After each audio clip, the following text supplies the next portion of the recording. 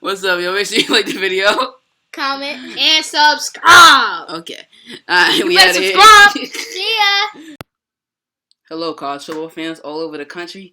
We are here today in a big moment. We are going to dissect who is in the college football playoff for this year. Along with that, we're going to be announcing the Heisman Trophy winner.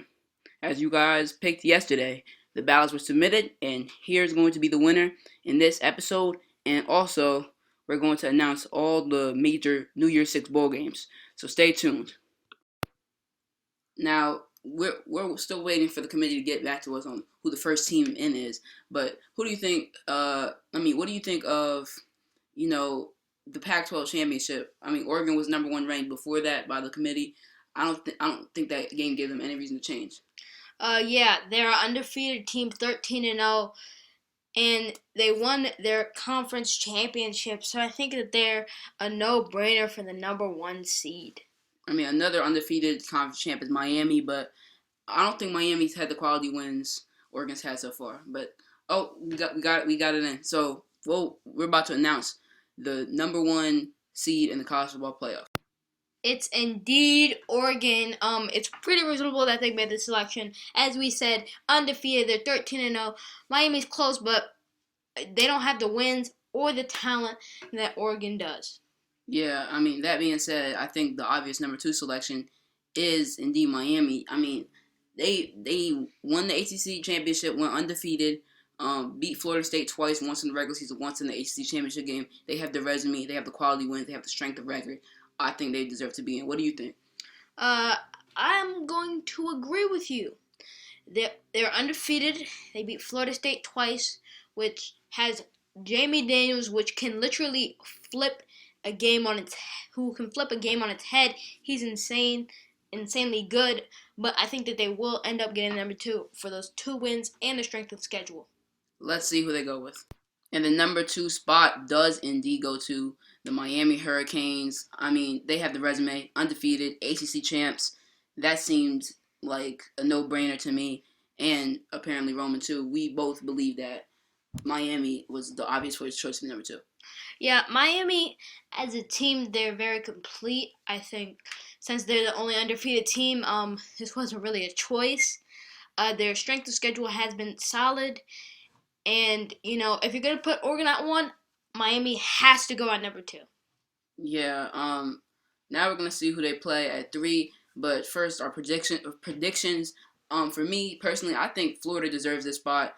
They had a convincing win, in my eyes, against LSU in the SEC Conference Championship game, and Oklahoma struggled. I don't think Oklahoma deserves this spot. I don't see a real reason.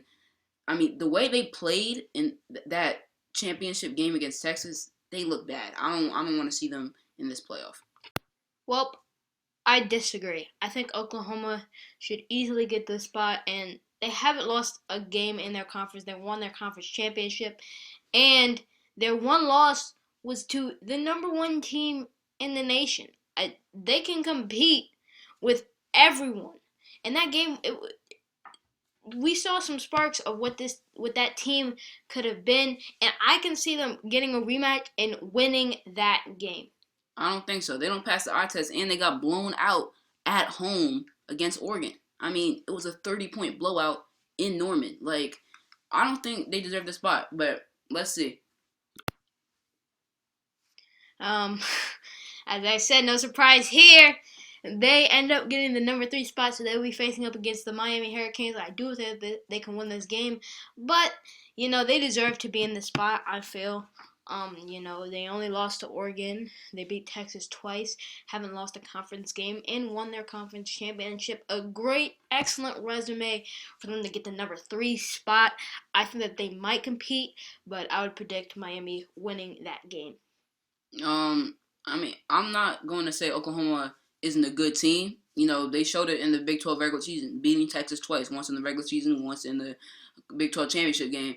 However, I don't think they can compete with the big dogs. I think this is going to be a 2-touchdown win for Miami if I had to project it. But yeah, I think Oklahoma, they have a really, really good defense. They look good in every game on defense this year outside of course, the Oregon game.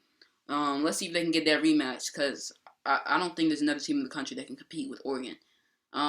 Projecting this fourth slot, I think it really comes down to an 11-2 conference champ Michigan State versus one loss Florida that in my eyes passes the eye test, but in Roman's eyes he doesn't think it passes the eye test. 11-2 Big Ten champ Michigan State that poses a threat for the Gators. Yeah. Unfortunately, I'm going to have to agree with you. I think that the Gators can get in that number 4 spot. I think that they're good enough. Their resume is good enough. Even though they didn't win their conference championship, they're only one loss. So I think that will push them ahead to the 4 seed.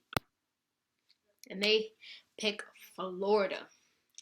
So Florida is the last team in the playoff. They will be traveling to New Orleans in the Sugar Bowl to take on the Oregon Ducks. So we see the Sugar Bowl, Oregon, Florida, Rose Bowl, Miami, Oklahoma. The playoff field is set, but let's see who the first 2 teams out are. Let's see who the committee goes with here. Alright, so we see the first 2 teams out are the Florida State Seminoles, who lost in the ACC championship game and didn't look that good, and the LSU Tigers, who also lost in their championship game, and they did look good. So I think I think we are thinking Michigan State, 11-2, Big Ten champ. What do you think? I'm just utterly confused. It personally, it makes no sense. Both of these teams have 3 losses, and Michigan State is a conference champ and has 2 losses. I mean, to me, that's just simple math. I don't know what the committee's doing, not to throw shade on them or anything, but the eye test can't pass over the record test. I mean, they win their conference title and they have more wins. To me, that's simple. But on top of that, for me at least, I look at Florida State. They got blown out. And also, LSU, they were ranked 12th last week. They lost in their conference championship game. How do you go from 12 to 6 after a loss? I think the committee's tripping on this one. Yep, major issues. I'm definitely going to have to talk to them. But that's just ridiculous. Michigan State should definitely be 5. And, yeah. Alright, guys. So we're about to get into which bowl games are being played where. Okay, guys. So now we have all the New Year's Six bowl games. Of course, from a viewer standpoint, we're going to play the Oregon versus or show the Oregon versus Florida game in the Sugar Bowl in New Orleans.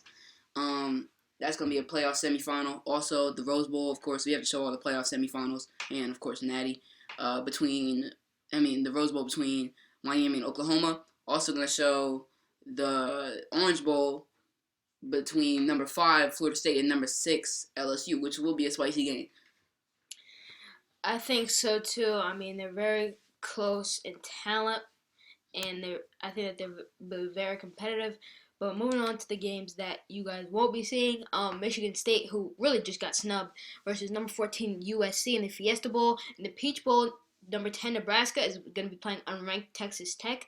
And in the Cotton Bowl, number 8 Clemson will be playing number 11 Texas. So some very fun and exciting matchups. So we're going to jump straight into the full top 15 rankings.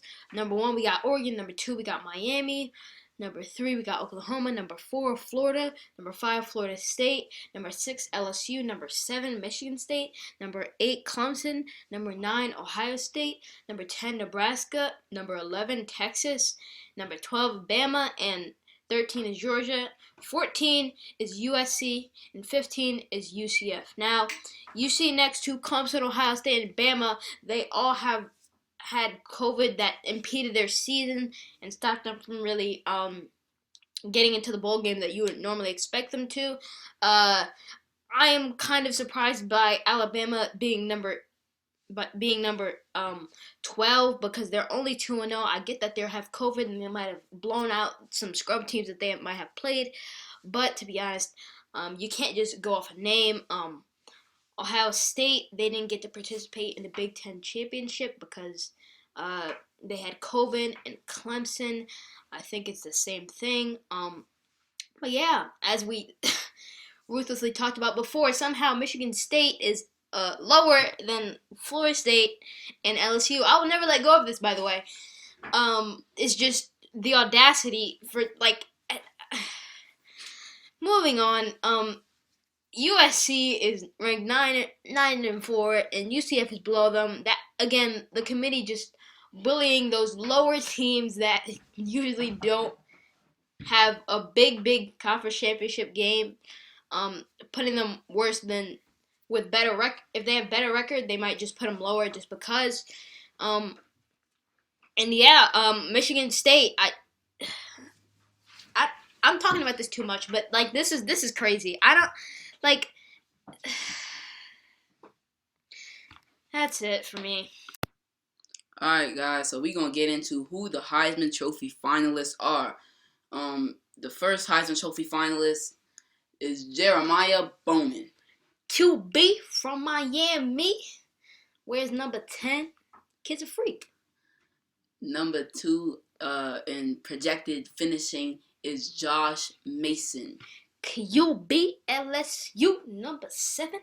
He drops dimes like Brady. Number 3 is Jason Reed. QB Texas, number 20. I don't know why he's wearing that number, but I'm going to let it slide. Andrew Merklinger. Wide receiver from Florida, number 19. Moss's people like the only Randy Moss. Next, we got Trey Ramsey. He's good. The wide receiver from Oregon. He's as good as Trae Young in basketball, except he plays football. Except he's 6'6". And I don't know why there are 2 Heisman Trophy finalists that are both receivers. I mean, Devontae Smith's going to win in real life. But, anyway, this is a Heisman Trophy winner that you guys voted on yesterday. And here is his name and his highlight tape. And the winner of the Heisman Trophy is Jeremiah Bowman, quarterback out of Miami. Huge return right there. As you know, kid's very, very shifty, has top-end speed, but not a great route runner, so he probably won't go high. That's the Heisman moment if I ever seen one. Quarterback for sure. As he scrambles out the pocket and fires, touchdown. Good enough to make that jump to offense, and as he made the tackle right there. Yeah, kid's a beast. He don't do nothing. Easily, offensive player of the year in the NFL right now, but his brother doing work too. Quick check down. Kid gets out of bounds because they are in the 2-minute drill. Jeremiah Bowman trying to scramble does end up getting the first down. Tackle by Jamie Daniels. And he just kind of gets sacked right there, but gets back to the line of scrimmage, and it's a touchdown. But Tamori and Terry with the clutch spin move to give Florida State a chance on 4th down. Jeremiah scrambling. It was right there. As we hear Isaiah with the sound effects, but he just throws a straight bomb. It's a touch.